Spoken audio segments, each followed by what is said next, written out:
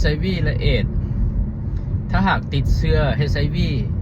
แล้วบ่ได้กินยาต้านเชื้อไวรัสก็จะเฮ็ดให้มีอาการต่างๆเกิดขึ้นเพราะว่าจะเจ็บเก้าเมาหัวเจ็บท้องเป็นโรคหนองในโรคนั้นโรคนี้พยาธินั้นพยาธินี้ตามมาออดแอด3มื้อดี4มื้อไข้อันนี้เขาว่าอาการของเอดส์ฉะนั้นคนที่ตายนี่บ่แม่นตายย้อน HIV ส่วนหลาย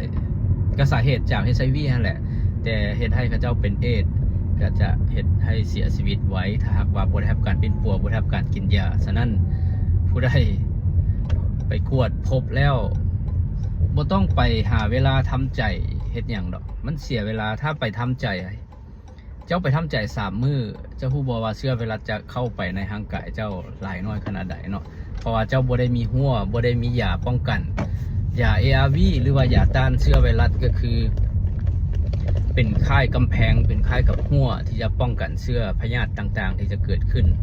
เจ็บท้องเจ็บนั่นเจ็บนี่ขึ้นมานั่นก็คือพยาธิอาการแทรกซ้อนต่างๆนั่นเขาเรียกว่าอาการของเอดส์ฉะนั้น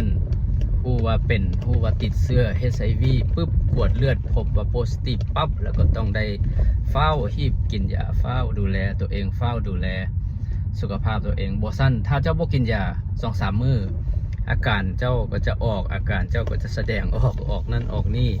โดยเฉพาะใจเจ้าหันสิได้บ่เจ้าไปทำใจเฮ็ดให้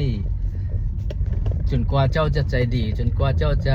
รับได้แล้วเจ้าจึงสิกลับมากินยาบางทีมันอาจจะสายเกินไปมันอาจจะซ่าเกินไปฉะนั้นถ้าฮู้ว่าโพสิทีฟปุ๊บก็ให้รีบมากินยาปั๊บเลยพอปัจจุบันนี้กวดพบปุ๊บเพิ่นก็ให้กินยาทันทีเลยบ่คือสมัยตะกี้ต้องได้กวดหลายแนวเนาะถ้าหากว่าเขากวดปุ๊บสุขภาพเขายังดีเขาก็กินยาต้านใส่ได้เลยฉะนั้นอาการต่างๆก็บ่จะบ่มีเนาะอาการเอดส์ต่างๆก็จะบ่ตามมาก็สามารถอยู่ได้ปกติมีลูกมีผัว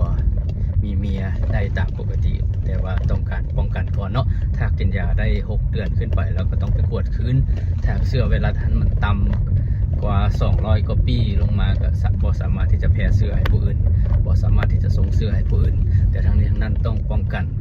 ในการใส่คอนโดมทุกครั้งเพื่อป้องกันบ่ให้เราไปติดเชื้อจากคนอื่นบ่ได้หมายความว่าเราจะไปแพร่เชื้อให้ผู้อื่นเราก็บ่ฮู้ว่าผู้อื่นจะมีเชื้อพยาธิอย่างเดียวฉะนั้นป้องกันจะดีกว่าเพื่อบ่ให้เราไปรับเชื้อชนิดใหม่ไวรัสชนิดใหม่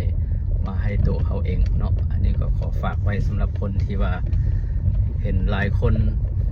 ผู้ว่าติดโพสิทีฟไปกดเลือดติดเชื้อแล้วก็ไปทำใจอันนี้บ่อยากให้ไปทำใจเลย